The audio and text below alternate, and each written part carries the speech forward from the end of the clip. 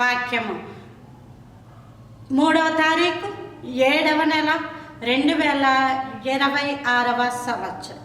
మన దేవుడు ఇస్తున్న చక్కటి మాట. మొదటి కొరింథీయులకు రాసిన పత్రిక 14వ అధ్యాయం 1వ వచనం. ప్రేమ కలిగి ఉండుటకు ప్రయాసపడుడి, ఆత్మ సంబంధమైన వరములను ఆసక్తితో అపేక్షించుడి. విశేషంగా మీరు ప్రవచన వరమును అపేక్షించుడి. మనం ఇందులో ప్రేమ కలిగి ఉండుటకు ప్రయాసపడుడి. లోకంలో ప్రేమలో ఊరకనే వచ్చేస్తున్నాయమ్మా, రావట్లేదు. ప్రేమ వెనకాల ఏముంటుందంటే ధనాన్ని ఖర్చు పెట్టాలి. ఆ ధనాన్ని చూపించి ప్రేమించే వాళ్ళు ఉంటారు, ధనాన్ని చూపించి ఇష్టపడే వాళ్ళు ఉంటారు. అది లోక ప్రేమ. స్నేహితుల మధ్య ప్రేమ కూడా ఎంతో త్యాగమును ఉంటుంది. అది స్నేహితుల యొక్క ప్రేమ. యేసయ్యలో ప్రేమ ఉంది. ఆయన ధనాన్ని ఇచ్చి కొనలేదు మనల్ని, ఆయన మనల్ని రక్తమునిచ్చి కొన్నాడు. వారి ప్రాణ విమోచన ధనము బహు గొప్పది. ఏంటది? రక్తమునివ్వడమే.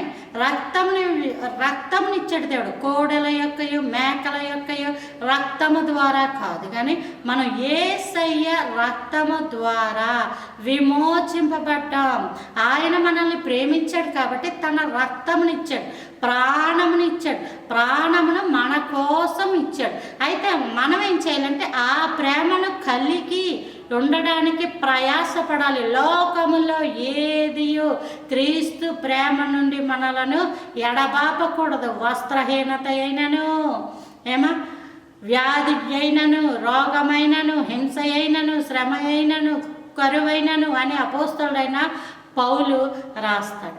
కాబట్టి మన జీవితాలలో యేసయ్య ప్రేమను కలిగి ఉండడానికి ప్రయాసపడాలి. లోకంలో చాలా వాటి గురించి ప్రయాసపడుతుంటారు.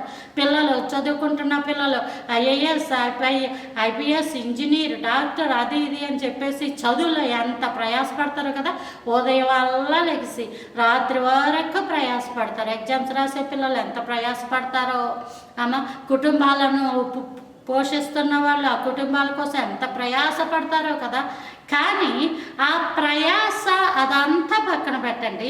క్రీస్తుని గురించి కూడా నీవు ప్రయాసపడాలి. ఎక్కడ పడాలి ఏంటి అంటే దేవుని మనస్సు నిపూర్ణ హృదయంతో, నిపూర్ణాత్మతో, నిపూర్ణ జ్ఞానంతో, నిపూర్ణ బలముతో, నిపూర్ణ వినయముతో దేవునిని ప్రేమించాలి.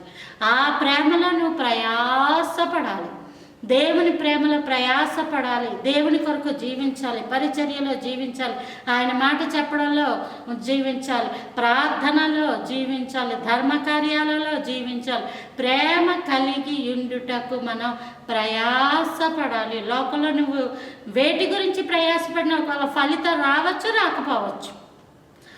మనుషులు నీ ప్రయాసను జ్ఞాపకం ఉంచుకోవచ్చు, మర్చిపోవచ్చు. నీ ప్రయాసకు తగిన గుర్తింపు రావచ్చు, రాకపోవచ్చు. కానీ నీవు యేసయ్యలో ప్రయాసపడితే ఆ ప్రయాస ఎన్నడూ మరువపడదు. కాబట్టి దేవుడే నిన్ను ప్రేమించలాగున క్రీస్తు ప్రేమ కలిగి ఉండండి. దాని కొరకు ప్రయాసపడండి. ప్రభువు మిమ్మల్ని దీవించును కాక. ఆమేన్.